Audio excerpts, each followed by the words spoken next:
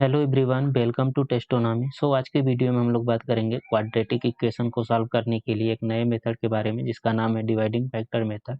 जैसा कि हम लोग जानते हैं, हर बैंकिंग एग्जाम के प्री एग्जाम में 4 to 5 क्वेश्चन इस टॉपिक से आते ही हैं, इसलिए हम लोगों का इम्पोर्टेंट टॉपिक भी हो जाता है। तो चलिए शुरू करते हैं, देखते हैं क्या कुछ क्वेश्चन किस तरह से सॉल्व करेंगे, क्या कुछ है। तो मूव करते हैं। ओके, ये हम लोगों का फर्स्ट क्वेश्चन है। अगेन आप लोगों से रिक्वेस्ट है, पहले वीडियो पॉज करके खुद सॉल्व करने की कोशिश किया कीजिए, उसके बाद क्वेश्चन पर मूव करिए। तो होप सो आप लोग किए होंगे। चलिए देखते हैं इसको किस तरह से सॉल्व करना है। तो मैं ज़्यादा बेसिक नहीं बताऊंगा क्वाड्रेटिक इक्वेशन की, कि यहाँ अगर प्लस साइन है, यहाँ माइनस साइन है तो क्या साइन होगा, ये सब चीज़ें आप लोगों को पता होंगे। हम लोग थोड़ी सी आगे, एक स्टेप आगे की बात करेंगे। तो सबसे पहले हम लोग इसको बेसिक से ही करते हैं, देखते हैं बेसिक से करेंगे, उसके बाद इसके थ्रू हम लोग अपनी मेथड को समझेंगे, जो हम लोगों का डिवाइडिंग फैक्टर मेथड है उसके थ्रू हम लोग इसको समझेंगे। तो हम लोग जानते हैं 120 इंटू 1 को फैक्टर करेंगे, उसके बाद यहाँ 161 को फैक्टर करेंगे और ऐड करके यहाँ 22 लाना है और यहाँ 26 लाना है। तो चलिए पहले इसको करते हैं। इसको करेंगे तो ये हो जाएगा 3:4:5:2। तो उसके बाद इसका कॉम्बिनेशन और इसका कॉम्बिनेशन बनाएंगे तो हमारे पास 22 आ जाएगा, मीन्स एक 10 हो जाएगा और दूसरा एक 12 हो जाएगा। इसी तरह इसका करेंगे, ये होगा 4 इंटू 6 टू 7। तो एक बार और कर देंगे तब फैक्टर मिल जाएगा 2:3:7। फिर इसका कॉम्बिनेशन और इसका कॉम्बिनेशन ले लेंगे तो हमारे पास 26 आ जाएगा। तो ये हो जाएगा 12 और ये हो जाएगा। अब यहाँ डिवाइड बाय 120 करना पड़ेगा, क्योंकि एक्स स्क्वायर के कोफिशिएंट को डिवाइड करना पड़ता है। फिर यहाँ 158 और यहाँ भी 1, ठीक है। बस इसी को कंपेयर करके अपना रिजल्ट हम लोग निकाल लेंगे। लेकिन देखिए, क्या ये कंपेयर करना इजी है? दो फ्रैक्शन कंपेयर करना इतना इजी होता है क्या? तो बस अगर इसी को किसी तरह हम लोग रिड्यूस कर दें, अगर हम होल नंबर बना दें, अगर इसी तरह का है 10, 12, 14 को कंपेयर करें, तो ये कंपेयर करना कितना ईज़ी है। इसी तरह अगर हम किसी तरह इसको अगर होल नंबर बना दें, तो हमारा कंपैरिज़न आसान हो जाएगा और हम लोग क्वेश्चन को विदिन सेकंड कर सकते हैं। तो वही जो हम लोग कंपैरिज़न को आसान बनाने के लिए जो नई चीज़ें करेंगे, एक नई डिवाइडिंग फैक्टर ढूँढेंगे और वही हम लोगों का नया मेथड होगा। तो वो डिवाइडिंग फैक्टर किस तरह से ढूँढेंगे बताते हैं आप लोगों को। चलिए इसको रब करते हैं, उसके बाद आगे समझाते हैं कि इसको डिवाइडिंग फैक्टर से किस तरह करेंगे। चलिए,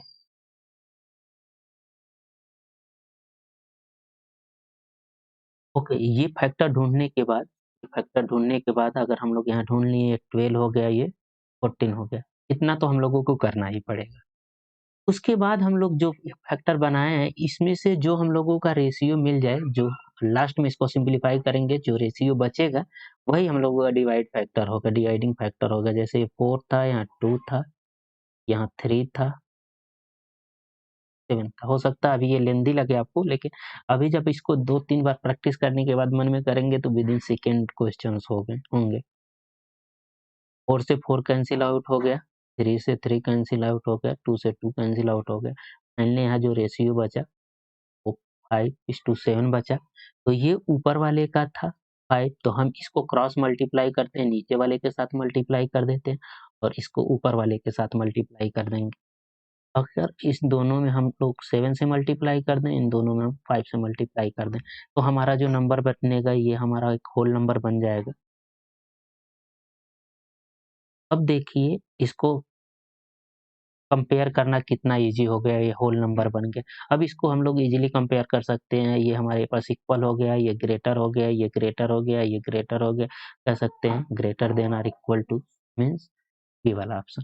तो होप सो ये समझ में आई होगी। इसके बाद वाले क्वेश्चन में आप लोग इसको और इजीली समझ पाएँगे, क्योंकि ये चीज़ें समझाने में थोड़ी समय लगी या लेंदी लगा, लेकिन अगर इसको आप लोग करना चाहेंगे तो इजीली कर पाएँगे। होप सो आप लोगों को डिवाइडिंग फैक्टर का कॉन्सेप्ट समझ में आया होगा। चलिए इसी टाइप का दूसरा क्वेश्चन देखते हैं, उसमें आप और अच्छी तरह से समझ पाएँगे। ये सेकंड क्वेश्चन है, हम लोगों को पता है इनका इनका फैक्टर करना है, तो चलिए फैक्टर करते हैं। तो अभी हम लोग इसका तो 168 का देखे ही थे, तो ये आ रहा था 4:2:3:7 आ रहा था और एक जो इसका फैक्टर बन रहा है, 2 रूट जो बन रहे थे, एक 12 बन रहा था, एक 14 बन रहा था, इसका कॉम्बिनेशन और इसका कॉम्बिनेशन। इतनी बात तो आप लोग समझ गए हैं। अब इसका हम लोग ढूँढते हैं, तो इसका ढूँढते हैं तो अगर 4 से इसको डिवाइड करते हैं तो 4 बनेगा 1 और 4 से डिवाइड करेंगे तो 4 3 जा मतलब 33 मतलब 3 इंटू 11 आ जाएगा। तो हमारे पास जो यहाँ रूट बनेगा, एक 12 बनेगा, एक 11 बनेगा। होप सो इतनी बातें समझ में आई होंगी, इतने में कोई प्रॉब्लम नहीं हुआ होगा आप लोगों को। अब हम लोग क्या करेंगे, हम जानते हैं कि अगर यहाँ साइन प्लस है, तो हम लोगों की ये रूट जो होती है चेंज हो जाती है। नेगेटिव हो जाएगी। ये बेसिक चीज़ें आप लोगों को पता होगा। अब हम लोगों को क्या ढूँढना है? डिवाइडिंग फैक्टर ढूँढना है। तो ये 4 से 4 कैंसल आउट, ये 3 से 3 कैंसल आउट।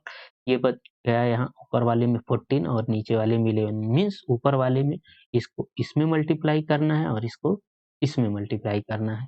तो मीन्स यहाँ हम लोगों को 11 से मल्टीप्लाई करना है, यहाँ 14 से मल्टीप्लाई करना। यह अब हर बार आप लोगों को कंप्लीटली मल्टीप्लाई नहीं करना है, मैं कितनी बार बोल चुका हूँ कि इसको केवल कंपेयर करना है। कंपेयर करना है तो मल्टीप्लाई नहीं करना है, जस्ट इमेजिन करना है, मन में ही करना है। देखिए अगर इसमें 11 से मल्टीप्लाई करेंगे, इसमें 14 से मल्टीप्लाई करेंगे, तो यहाँ तो 12 सेम है ना, इसको कंपेयर करने की ज़रूरत ही नहीं है। जस्ट 11 को और 14 को कंपेयर कर लीजिए, 11 छोटा है लेकिन नेगेटिव में है तो बड़ा होगा 11।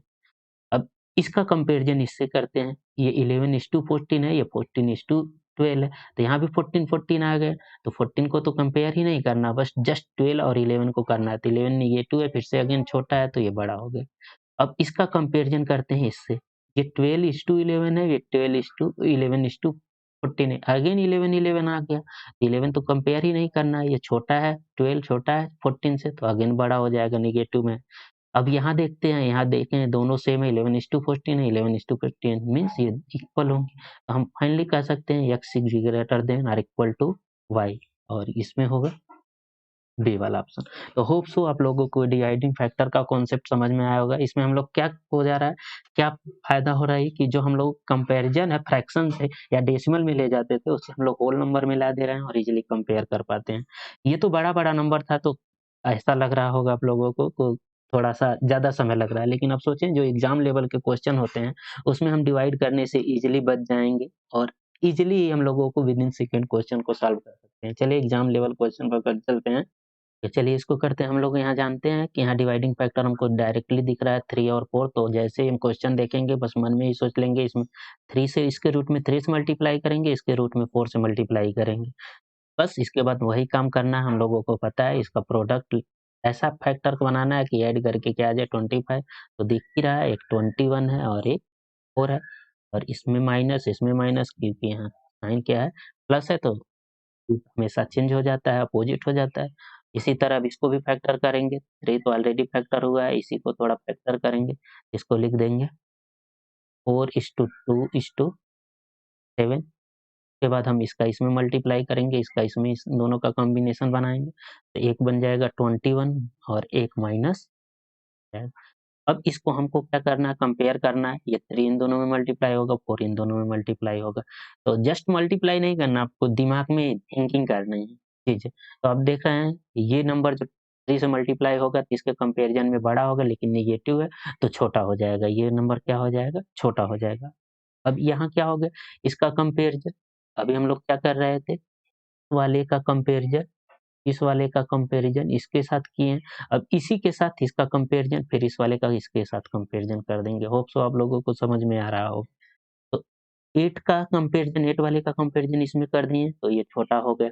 अब इसी 8 वाले का कंपैरिज़न अब देखें यहाँ 4 है, तो ये क्या हो गया? छोटा हो गया अगेन, और ये छोटा है तो नेगेटिव में है तो बड़ा हो जाएगा। इसका मतलब दोनों एक दूसरे का अपोज़िट साइन आ गए हैं, तो रिलेशन क्या हो जाएगा? कन्ट्राडिक्ट। बस इससे ज़्यादा हम लोगों को चेक करने की ज़रूरत नहीं है। ये चीज़ें हम आप लोगों को समझा रहे हैं इसलिए लेंदी लग रहा होगा और जब इसको आप लोग करेंगे तो बहुत ईज़िली कर लेंगे। चलिए आगे मूव करते हैं। एक और हम लोगों के पास एग्ज़ाम लेवल का क्वेश्चन है। देखिए यहाँ भी हमारे पास फैक्टर पता है, डिवाइडिंग फैक्टर। यहाँ हम इसमें 2 से मल्टीप्लाई करेंगे, यहाँ 5 से मल्टीप्लाई करेंगे। बस देखते ही हमको पता चल गया। और यहाँ क्या है, यहाँ भी हमको ऐड करके 26 लाना है, तो फैक्टर तो ऑलरेडी पता हो गए हैं। ये हो गया 21, ये हो गया।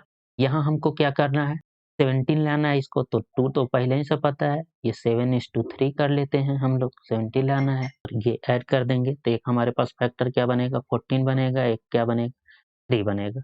हम लोग जानते हैं ये नेगेटिव साइन है तो बोथ जो होंगे रूट क्या होंगे, पॉजिटिव हो जाएँगे। बस अब इसको हम लोग ईज़िली कंपेयर कर सकते हैं, डिवाइड पे ऐड करने की कोई ज़रूरत ही नहीं है। अब इसका हम लोग कंपैरिज़न करेंगे, फर्स्ट वाले इसका कंपैरिज़न इन दोनों के साथ पहले करते हैं, तो कर लेते हैं। ये हम लोग जानते हैं 14 पचे 70 होता है और 21 दूना 42 होता है, तो छोटा होगा, फर्स्ट छोटा है। तो इसमें करेंगे 10 होगा, इसका इसमें करेंगे तो अगेन छोटा हो गया। अच्छा, अब इससे करेंगे, इसका इसमें करेंगे तो ये क्या हो जा रहा है, बड़ा हो जा रहा है, और तो जैसे ही एक छोटा-बड़ा मिला, इसका मतलब ये क्या हो गया, नॉट बी डिटरमाइन हो जाएगा। कंपेयर ही नहीं हो सकता, इसके आगे कंपेयर करने की कोई ज़रूरत ही नहीं है। होप सो ये भी समझ में आया होगा आप लोगों को। चलिए नेक्स्ट में मूव करते हैं। तो एक रूट टाइप का हम लोगों के पास क्वाड्रेटिक इक्वेशन है। हालाँकि ऐसा अभी तक आया नहीं है, जब तक तो मैं एग्ज़ाम देता रहा हूँ, तब तक तो मेरे लाइफ़ में इस टाइप का क्वेश्चन कभी नहीं आया एग्ज़ामिनेशन में। लेकिन आप लोग जानते हैं एसबीआई हर साल कुछ नया करता है एग्ज़ामिनेशन में, कुछ सरप्राइज़ लेकर आता है, तो होप सो इस बार मेबी ये इसी तरह का सरप्राइज़ ला दे। कोई गारंटी नहीं, इसलिए हम प्रिपेयर हो जाएँगे। अगर इस तरह का आप लोगों को क्वाड्रेटिक इक्वेशन मिले तो कुछ नहीं करना है, बस रूट वाले नंबर को लेना है आप लोग। तो जैसे रूट के अंदर यहाँ 5 है और 5 से या तो a को या तो एक्स स्क्वायर या तो इस कांस्टेंट को या तो एक्स स्क्वायर के किसी एक कोएफ़िशिएंट को डिवाइड कर दें। अगर नहीं डिवाइड हो रहा है, दोनों का मल्टीप्लाई करें तब डिवाइड करें।